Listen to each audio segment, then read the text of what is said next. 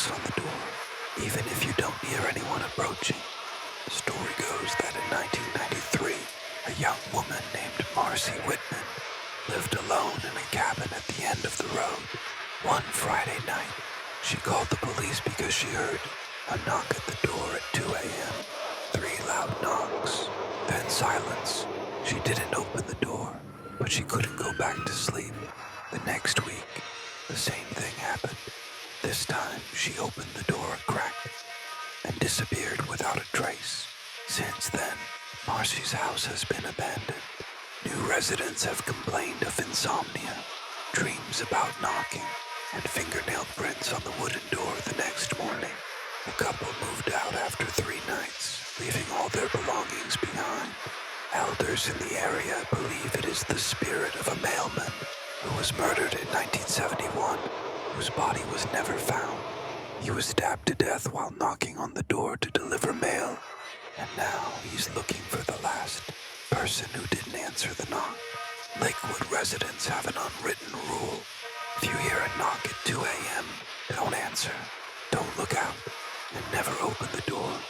They say it only happens in Lakewood County, not in the busy streets of Portland, not in the deep forests of the Cascades, but here, in this quiet, mist-drenched town where time feels like it's waiting, holding its breath on Old Creek Road.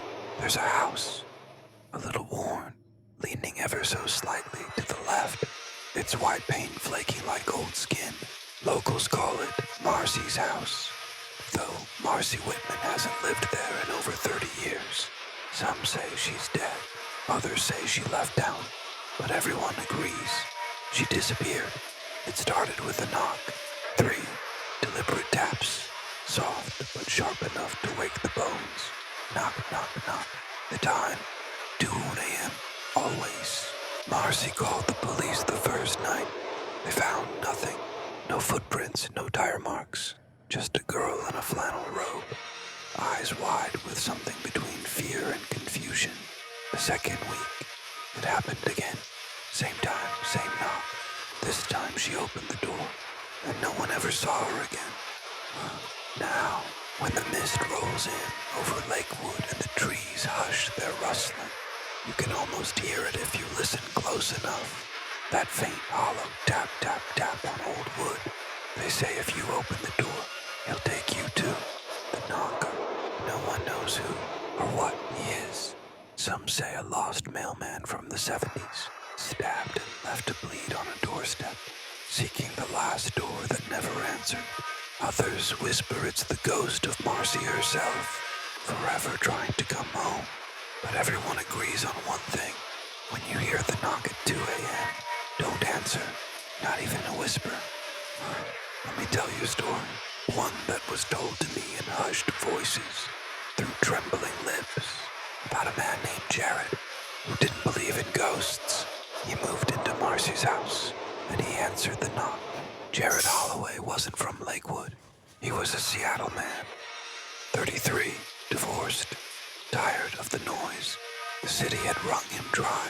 So, when he saw an ad for a cheap fixer-upper in a quiet Oregon town, he jumped. No questions asked. Old Creek Road didn't look like much in the daylight. A few sagging fences, maple trees that drooped like they were eavesdropping.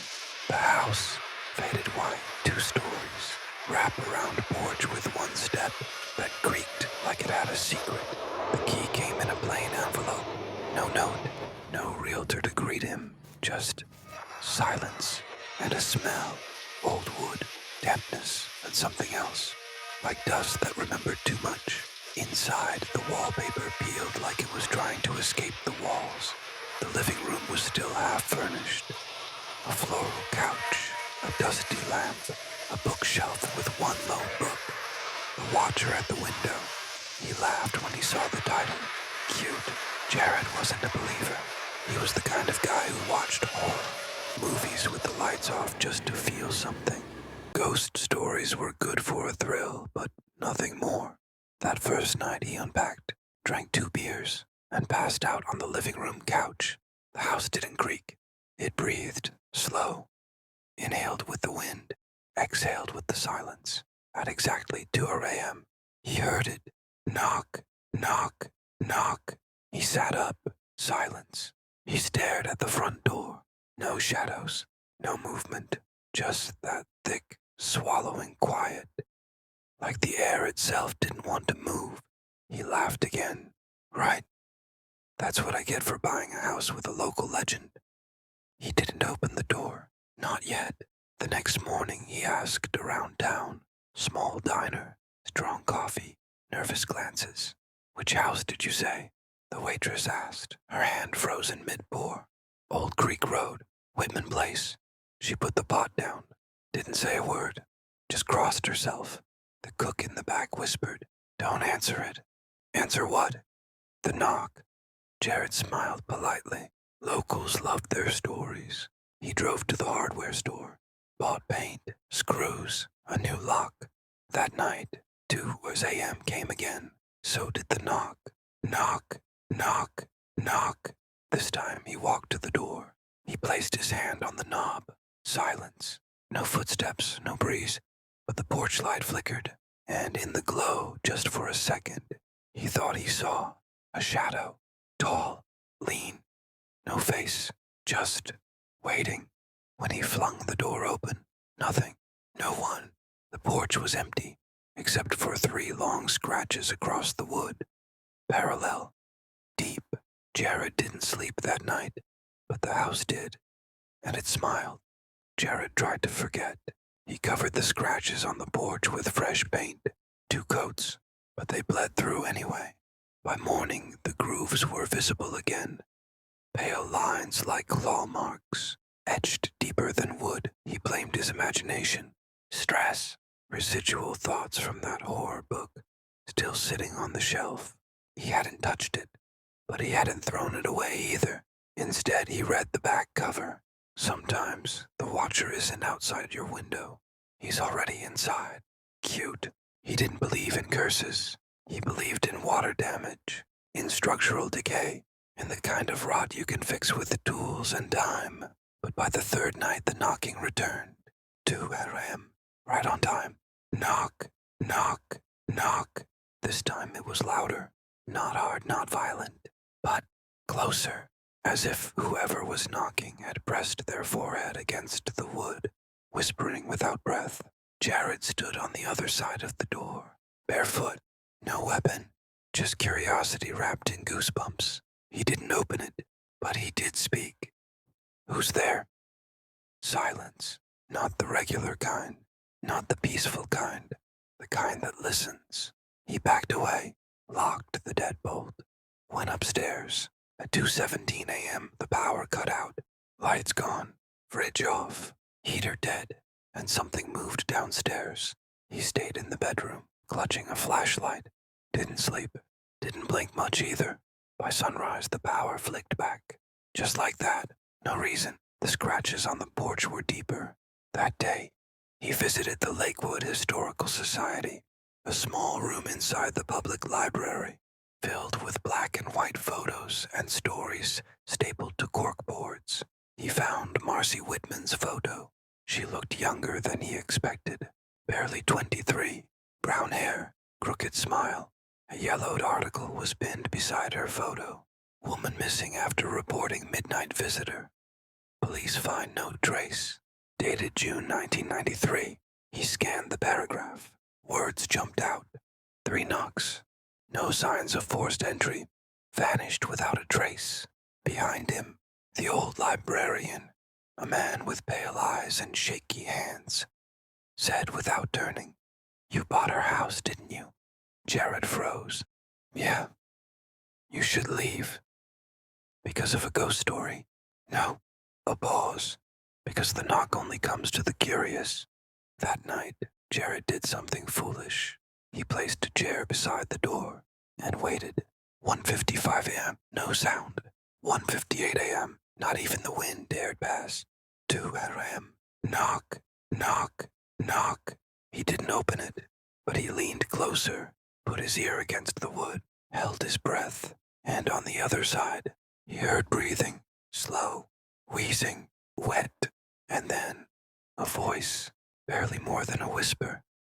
Let me in. Jared didn't tell anyone. Not the sheriff. Not the neighbors. He told himself it was nothing. A hallucination. Sleep paralysis. Residual sound. But you can't unhear a voice that speaks through your front door, especially when it knows your name. Yes, the third night, it whispered, Jared. So he made rules to feel safe, to pretend there were boundaries. Rule 1, never open the door at 2 a.m. Rule 2, never answer back. Rule 3, never ever fall asleep in the living room.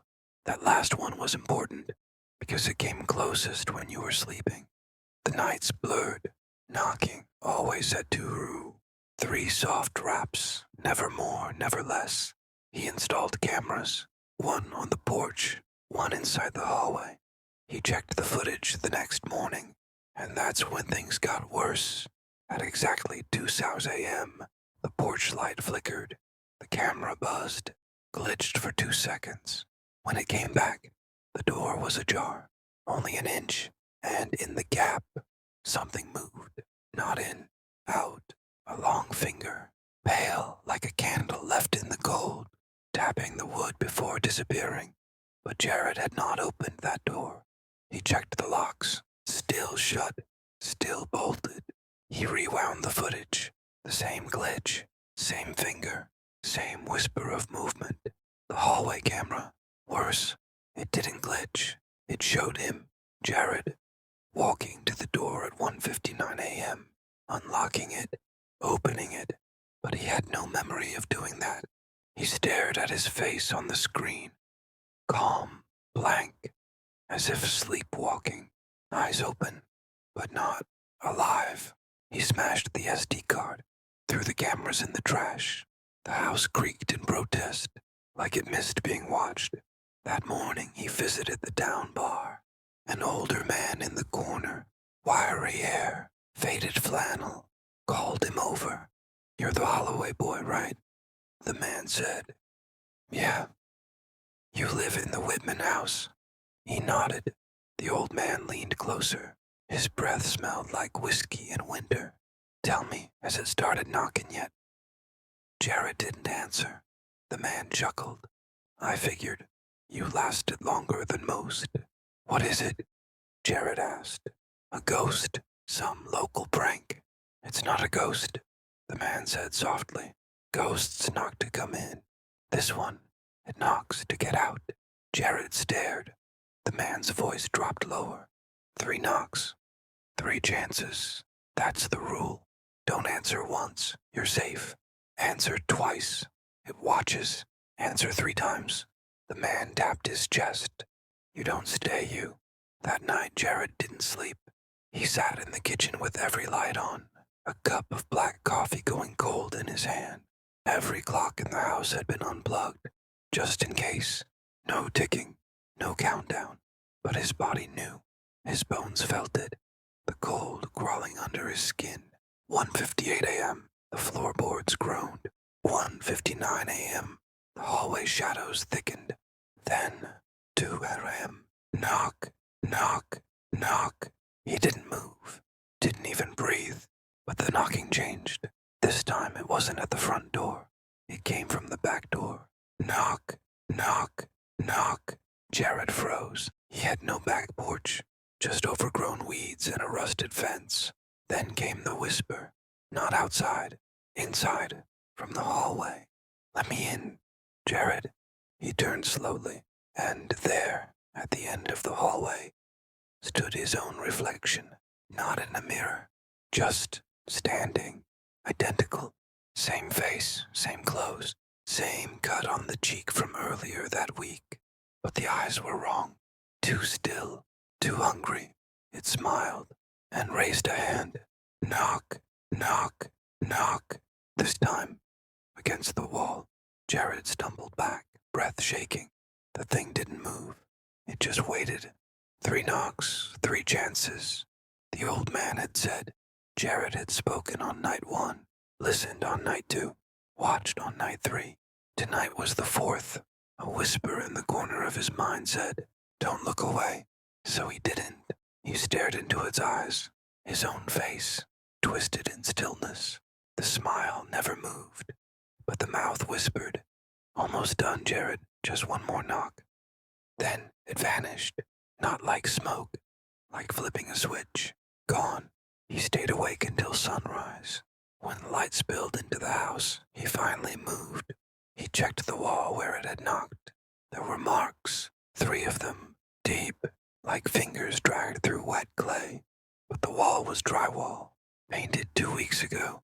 He packed a bag, drove, didn't care where, but every town he passed, every road sign, every corner, felt wrong, as if the world behind him wasn't letting go. At a gas station in a town with no name, he asked the old cashier, "Is there a church nearby?" The woman didn't answer, just stared. Then slowly she said, "Don't you hear it?" He froze. Hear what? Behind him, from the bathroom door. Knock, knock, knock. Jared didn't run. He just drove. Long, slow roads. No destination. Gas stations. Dust. Forgotten motels. He slept with the lights on. He didn't check the doors anymore. It didn't matter, locked or not. It always found a way to knock. He didn't tell anyone. What would he say? "There's something that wears my face and knocks on doors." No one would believe it, until someone did. It happened at a diner in Utah. Desert heat outside, cheap coffee inside. Jared hadn't said a word, just sat at the counter. But the waitress, a girl named Marnie, stared at him too long. "You okay?" she asked. He nodded, but she didn't walk away. "You look like a guy who hears things at 2 a.m. His hand froze around his mug. She leaned in closer. "You ever hear 3 knocks, soft like someone's testing the door?" Jared didn't speak. Marnie lowered her voice. "I used to, every night, right around this time of year." "What did you do?" he finally asked. She looked tired. "Moved, changed my name, burned the house." "Did it help?" Her eyes said no, but her lips said, "For a while." She slipped him a napkin. On it, a name, a town, and a phrase. "Find the house where it started." That night Jared dreamt of a place with no windows, of knocking that came from under the bed. When he woke up, the motel clock read 2 stars a.m. The room was silent. Then, knock, knock, knock, but not from the door. This time, it came from inside the closet. Jared didn't move, didn't breathe. Then, knock, knock, knock, behind the mirror. Knock, knock, knock, under the bed. Something whispered beneath the floorboards. "Almost home." The town was called Millridge. Population less than 500. A place that looked like it had been forgotten by time and chosen by something else. Jared arrived just before sunset. He didn't need directions. He felt it. The house stood at the end of a dirt path, half sunk in dying trees. White paint peeled like sunburned skin. Shutters hung like crooked teeth. But it was familiar. He didn't know how, but something inside whispered, "You've seen this place. In dreams." The door was open. No lock. No resistance. Inside, dust, silence, and rot. But also, toys, tiny shoes, a wooden cradle, everything frozen in time. He walked slowly, each floorboard creaking like it recognized him. In the hallway, he found a photo, black and white. A man, a woman, and a child. But the faces were all scratched out, deliberate, angry. On the back, Holloway, 1962. His name. Something shifted behind him. A draft, a presence. Knock, knock, knock. From upstairs. He didn't want to go, but his legs moved anyway. The second floor smelled of mildew and memory. The knocking came again, softer now, like a child asking to come out. Knock, knock, knock. At the end of the hall was a small door, almost hidden behind a shelf. He opened it, a crawl space, tiny, cramped, and inside a blanket, a teddy bear, and teeth, human teeth, scattered like rice at a wedding. He stumbled back, hit the wall, and there, written in faded crayon, was a message. Don't let him out again. The knocking stopped, but something whispered from the shadows. You let me out once, Jared. You were just a child, and you forgot, but I didn't. The air turned ice cold, his breath fogged, and the door slammed shut behind him. Darkness. Then, knock, knock, knock, from inside the crawl space. Darkness pressed in on Jared like a living thing. The crawl space was tight, cold, a tomb of forgotten fears. His hands fumbled in the dark. The knocking stopped. Silence. Then a faint voice. Not a whisper. A child's voice. Don't forget me, Jared. Suddenly images flooded his mind. A younger Jared. A house full of laughter. Then screams. A shadow in the corner. A game gone wrong. He remembered the knock. 3 times at the door. He'd opened it. Something had come in. Something that should never have. He'd buried it deep, forgotten it was real, but it had never forgotten him. The voice whispered again. You promised you'd never let me out. Jared's heart hammered. He realized the knocking wasn't just a warning. It was a demand, a debt to be paid. Suddenly the walls seemed to close in. The temperature dropped further. A low growl echoed behind him. Jared scrambled out of the crawl space, gasping. The hallway was empty, but the air pulsed with unseen eyes. Then, knock, knock, knock, not at the door, right behind him. Jared spun around, heart racing, sweat chilling his skin despite the cold. But no one was there, only shadows dancing in the dim light. The knocking came again, faster, louder, not from the door, not from a wall. From inside his own head, a voice, cracked and hollow, whispered, You opened the door, Jared. Now you belong to me. He staggered, clutching his temples, trying to push the voice away. But it was inside him now. Every thought, every breath invaded. Then the darkness shifted. Shapes formed. A tall figure with empty eyes, grinning wide enough to swallow the light. Its hands, long and bony, reached out. Jared fought back, yelling, I don't belong to you. The figure laughed, a sound like broken glass. But you do, because you never closed the door. Jared's mind flashed back to the childhood promise. The moment he'd let curiosity break the seal. The moment fear became something else. He remembered the scratches on the wall, the missing toys, the silence that followed. The figure lunged. Jared closed his eyes. But then, a sudden warmth flooded him. A voice from his memory, his mother's. Say the words. Close the door. He opened his eyes. Shouting, he screamed, Leave me. I closed the door. The figure screamed, a sound that cracked the air. A heavy slam echoed through the house. Silence. Jared collapsed, exhausted but free. For now, because in the quiet, a soft tapping began. 3 slow knocks.